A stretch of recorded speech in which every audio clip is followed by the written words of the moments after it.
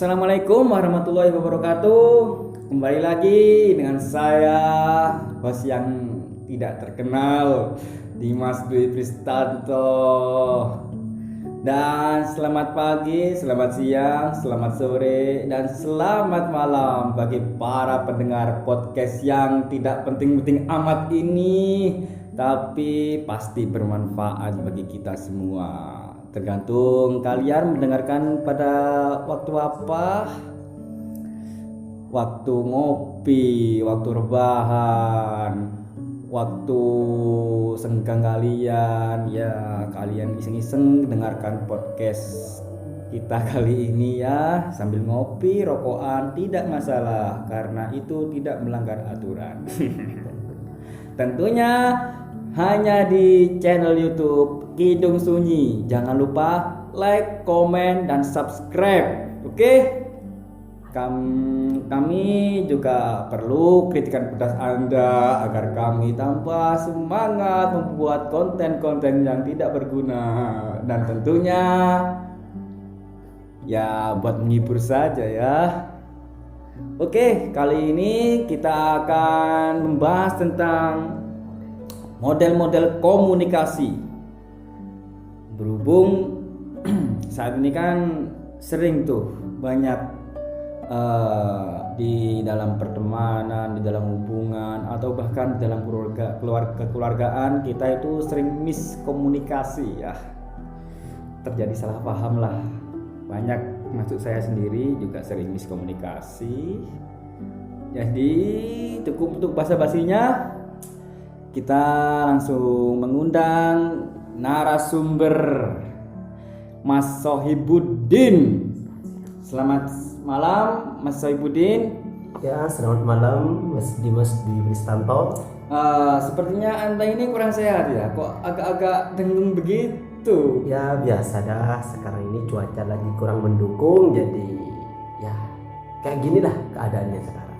Gimana, apakah kehujanan atau kebanjiran?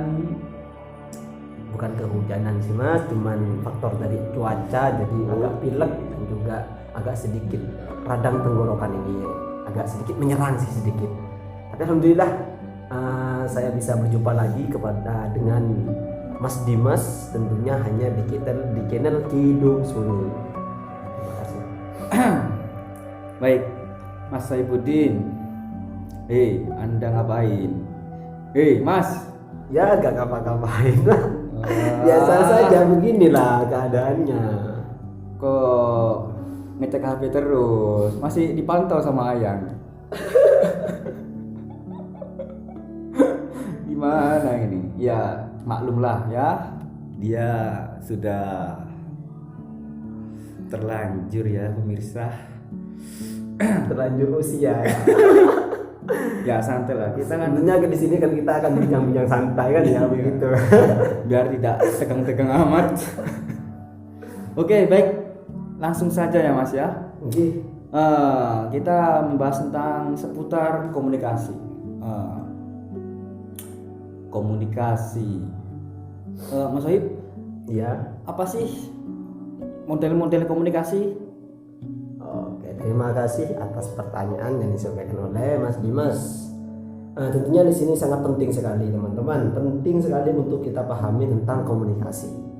Komunikasi sendiri adalah sebuah ungkapan atau sebuah pesan yang akan disampaikan kepada khalayak umum maupun khalayak khusus, individu maupun kelompok, begitu intinya. Nah, di sini berbicara model komunikasi itu yang saya pahami hanya ada 3 model. Untuk lebih luasnya lagi itu kita bisa searching lebih dalam lagi, karena yang saya pahami hanya 3. Begitu Mas.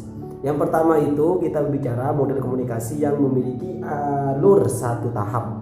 Terus yang kedua model komunikasi alir 2 tahap. Terus yang ketiga model komunikasi alir banyak tahap. Begitu Mas Dimas. Jadi ada 3 model komunikasi yang kali ini yang akan kita bahas. Oke, berarti 3 model komunikasi ya. Yang pertama alir 1 tahap, yang kedua alir 2 tahap, yang ketiga alir banyak tahap. Wah, ini menarik, ini banyak tahapnya ya. Sangat banyak tahap ini. Saya baru tahu ini banyak tahap-tahapnya. Berarti bukan sekedar ngomong-ngomong gitu ya Mas ya? Bukan Bukan. sekedar interaksi antar sesama ya. Oke, baik, yang pertama komunikasi alur satu tahap. Ini gimana ini Mas? Nah, berbicara komunikasi adil satu tahap, namanya kan satu tahap, Oh iya. gitu kan. Model ini merupakan model komunikasi yang menyatakan bahwa saluran media telah berkomunikasi secara langsung dengan komunikan tanpa ada pihak kedua atau pihak lain. Jadi antara si pihak komunikan atau yang memberikan pesan itu langsung menghadap kepada si komunikator. Contoh kalau lebih efektifnya itu sama halnya seorang komando memberikan arahan kepada anak buahnya Oke. di dalam sebuah kemiliteran Iya, maupun di kampus, dengan di kampus. Oh, Pastinya berarti- kalau iya, Mas iya. Dimas yang kuliah ya, yang kuliah saat Iya, ini, iya, iya. pasti banyak aturan dari dosen atau dari pihak kampus gitu kan. Itu merupakan adil satu tahap Mas Dimas. Karena kenapa? Sistem yang ada di dosen itu harus dipatuhi tanpa adanya timbal balik dari Mas Dimas sendiri. Apakah Mas Dimas akan melawan sistem itu? Tidak kan? Ya. Kalau sama kampus disuruh begini, ya pastinya begini. Oh Mas iya Dimas. iya, berarti Seperti itu. seperti di dunia pendidikan.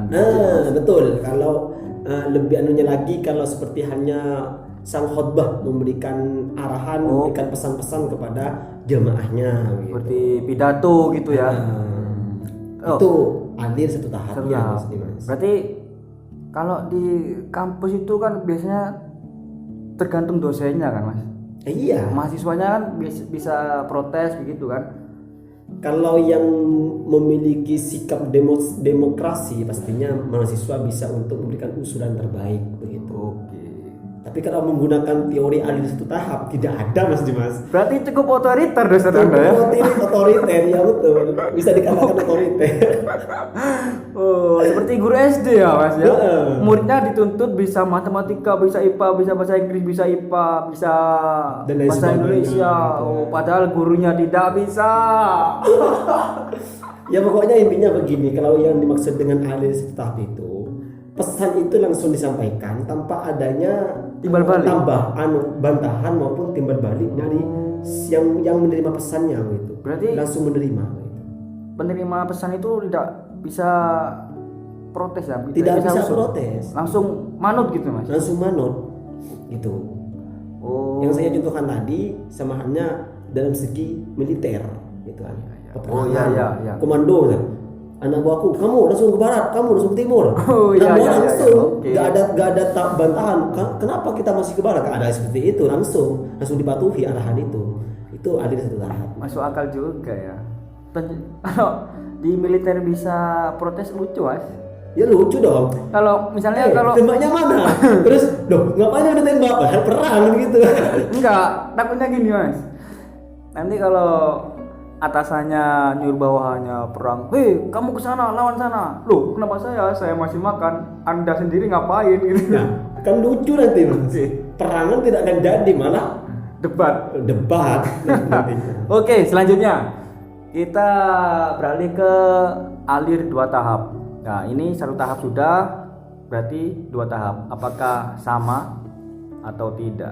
Nah, sebelum kita beralih kepada yang kedua, lebih baiknya kita mengetahui dulu antara keuntungan dan kekurangan. Oh, ada keuntungan Ada kekurangan dong. juga, Mas. Keuntungan dari satu tahap dan juga kekurangan atau kelemahan dari satu tahap ini. Biar teman-teman itu tahu, tidak hanya kelemahan saja, pasti ada keuntungannya di sini Mas Dimas. Ya, saya coba Kalau keuntungannya lebih coba menjelaskan dulu coba ya. keuntungannya ya, Mas ya.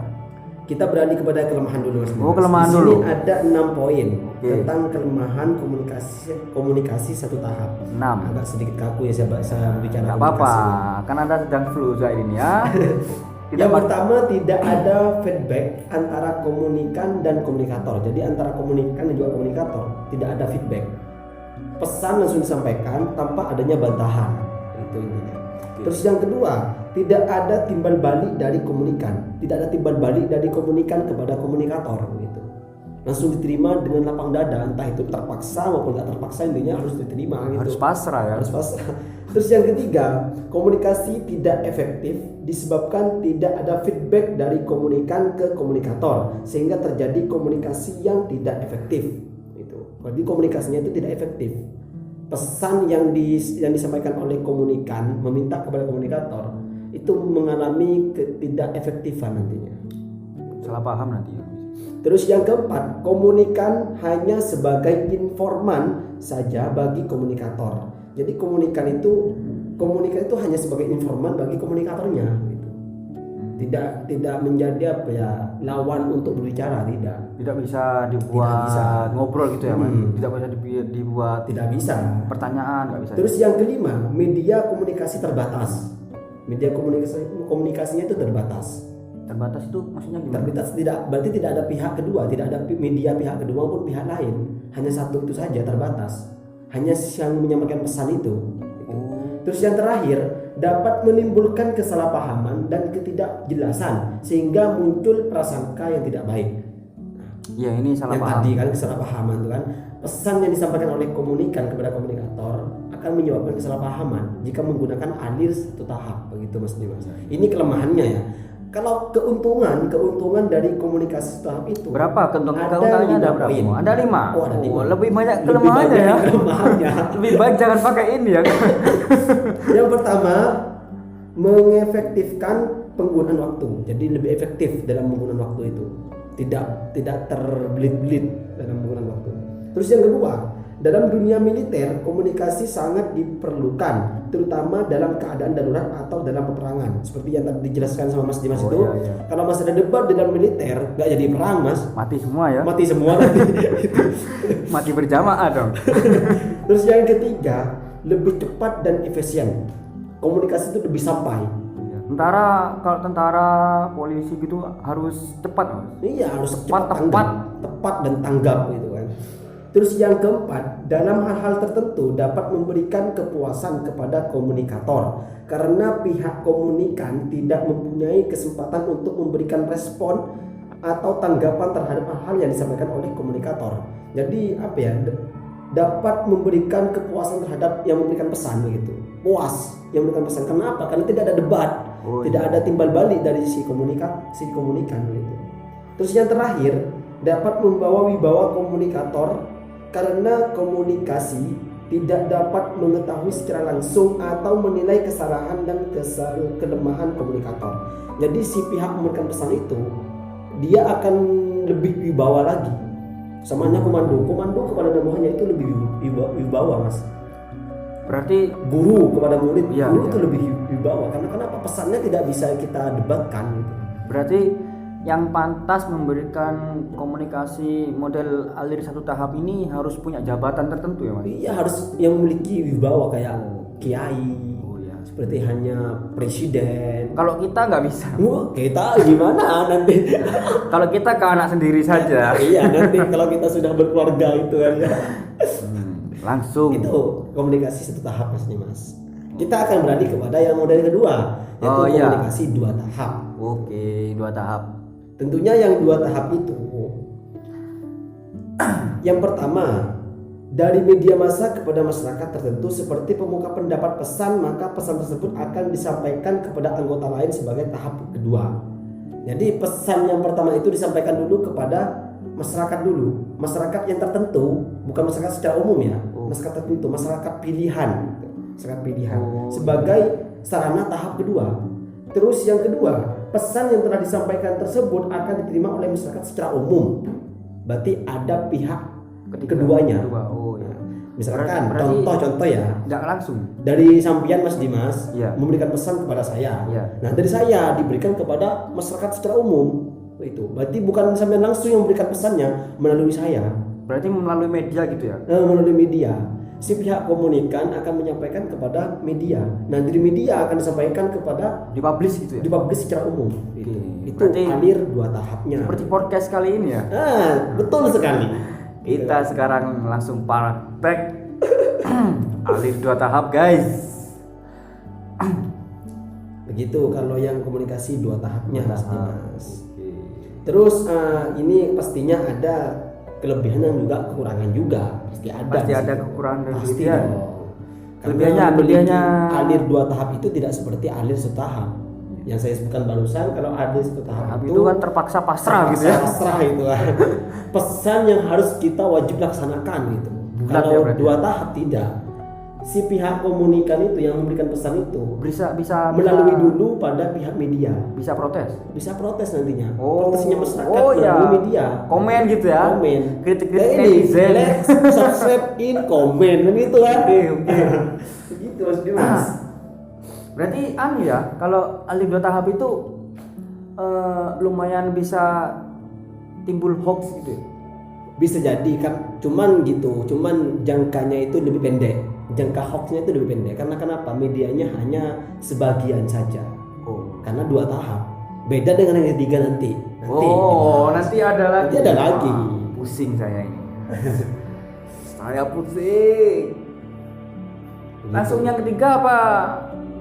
Ditunjukkan dulu kekurangan atau Pasti kelebihan? ditunjukkan dulu dong. Kelebihan dan juga kekurangan. Saya kira dibuat biar rahasia. masyarakat, biar para netizen nggak salah paham nanti malah dibuat dong. Iya. Kan bahaya Nanti saya dihujat ini. Waduh, bahaya saya.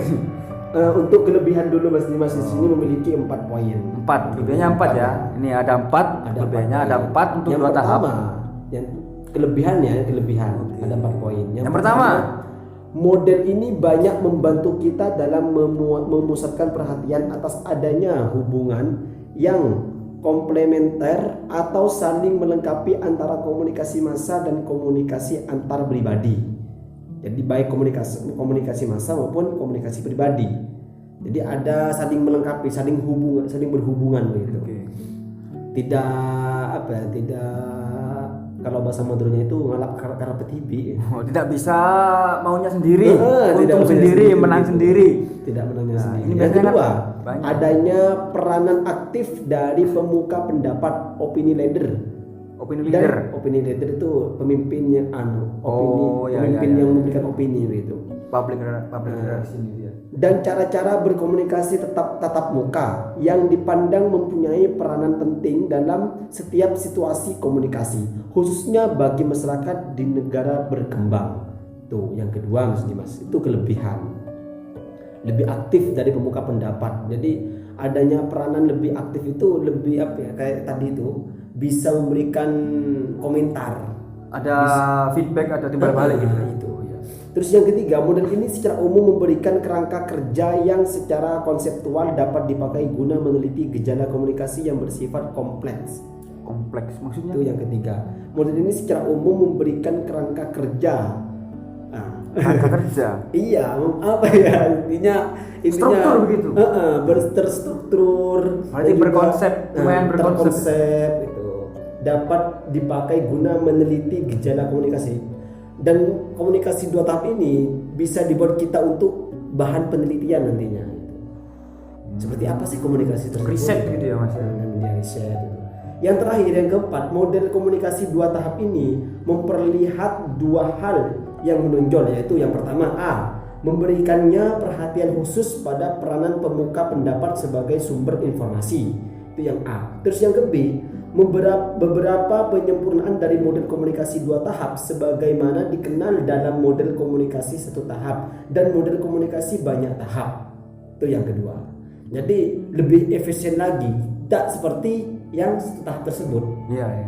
Untuk yang model 2 tahap ini Sangat berbeda sekali. berbeda sekali.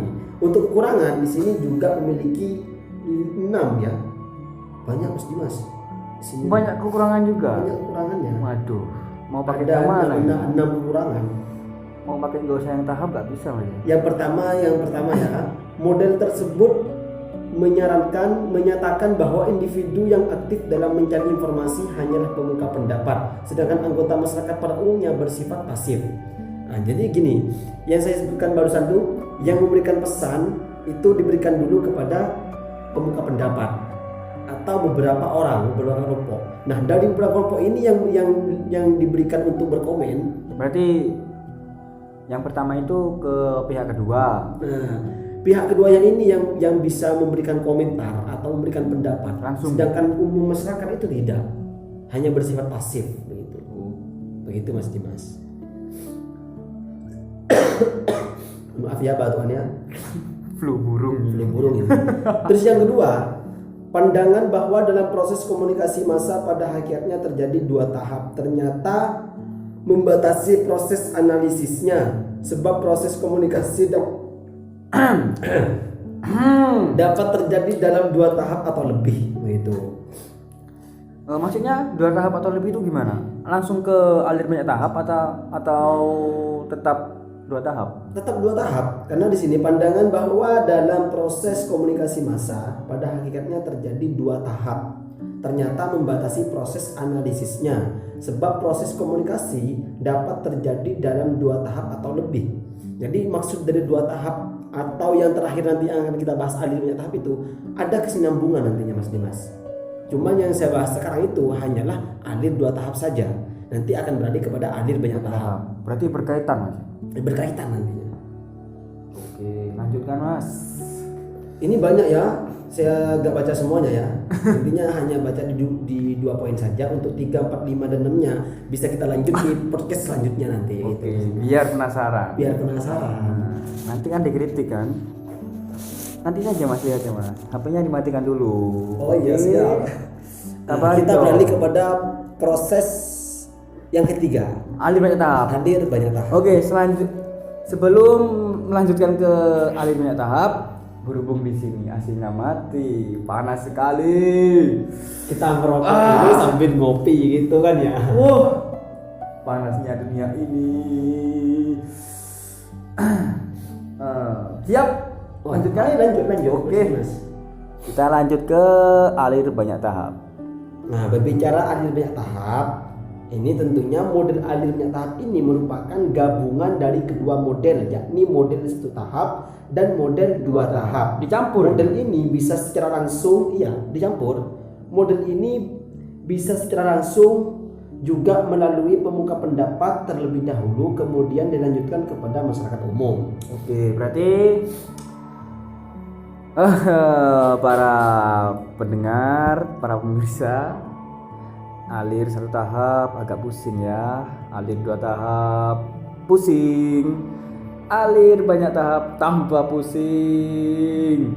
Intinya begini, kalau saya lebih contohkan dulu ya, biar teman para netizen maupun para subscriber, para pemirsa, biar para viewers biar tidak gagal paham nanti ya, biar tidak gagal paham. Saya contohkan dulu. Untuk proses yang pertama, model komunikasi 1 tahap, tentunya yang memberikan pesan langsung disampaikan kepada pihak Kedua, pihak komunikan, pihak pihak penerima pesan atau pihak masyarakat.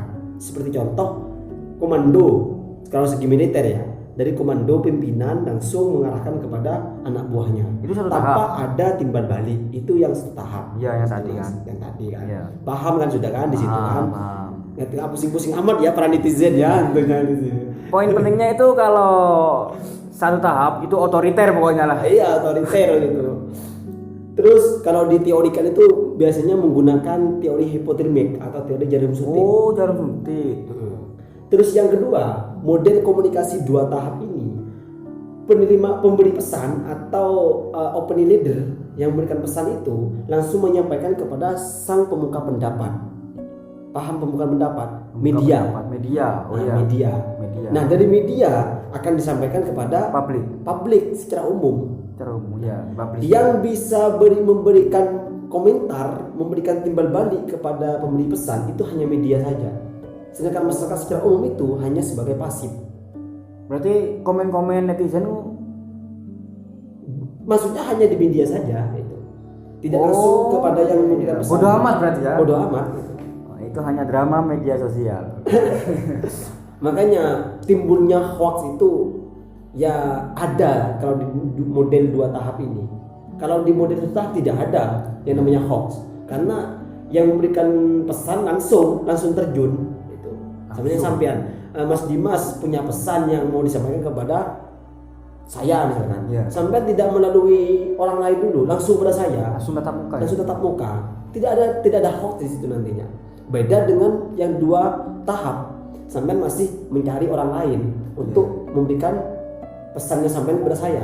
Nah, dari orang lain belum tentu sama pesannya yang apa disampaikan oleh sampean. Pastinya itu yang menimbulkan hoax nantinya. Oh, berarti yang alir 2 tahap ini seperti kayak kita cerita sama teman di tongkrongan, cerita kejelekan teman sendiri, kita pulang kita yang diomongin. Wah. Gitu maksud dari model 2 tahap Mas Dimas. Kalau model alir banyak tahap itu ada 2. Bisa menggunakan teori yang pertama tahap, bisa menggunakan teori yang kedua 2 tahap, atau bisa dua-duanya. Maksud dari teori alir banyak tahap ini banyak tahapnya. Ngerti banyak tahap, banyak model di situ. Entah itu sampean menggunakan model yang tahap bisa, menggunakan model yang 2 tahap juga bisa, lebih dari 2 tahap juga bisa. Maksudnya gimana kalau sampean menggunakan teori yang setahap tadi, otoriter, atau pesannya sekiranya langsung nyampe, itu yang ada di banyak tahap juga bisa di situ. Terus yang model yang kedua, sampean menyampaikan dulu pada temannya sampean. Nah dari teman sampean disampaikan kepada saya gitu. Beda. Belum tentu suara yang disampaikan oleh sampean sama dengan apa yang disampaikan oleh teman sampean. Ada perubahan. Ada kekurangan dan juga kelebihan nantinya. Ada pengurangan kata dan juga kelebihan kata. Gitu. Berarti lebih nggak apa-apa. Misalkan sampean ingin menyampaikan pesan kepada saya, misalkan sampean memanggil 5 orang. Ya 5 orang. 5 orang dipanggil, atau sampean beralih kepada satu orang, misalkan kepada si A dulu, tolong sama ini kepada Sohib, kepada Mas Sohib bahwasanya ini, sampean pergi ke yang B, tolong disampaikan kepada Sohib ini, pergi yang C, terus gitu. Itu harus sama. Misalkan sampean sama memberikan pesannya, belum tentu yang 5 ini sama pesannya yang disampaikan kepada saya. Bisa jadi yang A memberikan pesannya hanya sedikit, bisa jadi yang B menyampaikan pesannya melebihi dari yang apa yang saya sampaikan. Itu timbulnya hoax akan lebih banyak nanti. Itu yang membuat pengurangan kata itu mengalami biasanya itu para netizen biasanya gitu Mas. Yang menambah-nambahi, Anda terlalu kreatif. Kopinya mau tumpah kopinya. Intinya kalau alir banyak tahap itu bebas ya Mas. Entah sampai menggunakan yang pertama, atau yang 2 tahap, atau yang melebihi dari 2 tahap, 3 tahap, 4 tahap, 5 tahap, terserah. Oke, berarti kalau alir banyak tahap itu siapapun bisa ya? Siapapun bisa. Tidak menurut jabatan. Tidak, bebas. Namanya alir banyak tahap. Bisa memilih, begitu Mas Dimas. Maksud dari model komunikasi seperti itu. Banyak modelnya ya. Alir 1 tahap, alir 2 tahap, alir banyak tahap. Waduh. Komunikasi saja banyak modelnya, apalagi kita. Oke. Kalau kita lanjut ngomong-ngomong, ini kasihan Mas Sohib ya. Mas Sohib lagi nggak enak badan, mau ke dokter. Ya mohon maaf ya teman-teman, para subscriber, para viewers, maupun para netizen, mohon maaf karena hidung saya lagi tersumbat sedikit. Ini saya lama-lama takut juga ini. Anda ini sudah. Mohon maaf ya, saya sekarang lagi maskeran dong. Oh, tentunya kita menjalankan protokol kesehatan. Saya juga takut ini. Nah, coronanya sudah agak meredah, PMK-nya sapi saya mati. Ya alhamdulillah saya sekarang bisa berjumpa lagi dengan Mas Dimas. Tentunya kalau bicara Mas Dimas ya teman-teman, ini orangnya agak sedikit jengkel sebenarnya. Tiap kali ketemu pasti menanyakan suatu apapun itu, entah itu yang bermanfaat maupun yang nggak bermanfaat, pasti ditanyakan dong. Kan ngobrol kan, nggak apa-apa dong ngobrol. Ya alhamdulillah sekarang kita bisa podcast kembali di channel Kidung Sunyi ya. Oke, baik. Saya rasa sudah cukup waktunya ya, karena saya mau ngopi. Ya, ada lagi pesan-pesan untuk para pendengar ini, Mas Sohib? Ya, saya punya pesan-pesan. Saya hanya ingin menyampaikan kepada teman-teman, apapun yang kalian inginkan, carilah itu, entah itu baik ataupun buruk, karena suatu saat Anda akan menyesali itu semua. Karena ada kata mengatakan manjadah wajadah kan gitu Mas Dimas. Oke. Orang memiliki impian, kalau tidak dikejar maka itu akan sirna. Maka carilah dan kejarlah itu. Orang yang bersungguh-sungguh semuanya akan berhasil. Manjadah wajadah. Cukup hanya sekian ini Mas Dimas. Anda sangat bijak ya. Saya tidak menyangka. Sudah 4 tahun saya berteman dengan Anda. Baru kali ini Anda bersikap bijak. Oke, cukup sekian podcast kami pada malam ini. Kalau ada kesalahan kata saya mohon maaf, dan jangan lupa dukung terus channel kami Kidung Sunyi. Jangan lupa subscribe, like, komen, dan share. Oke. Assalamualaikum warahmatullahi wabarakatuh. Salam komunikasi.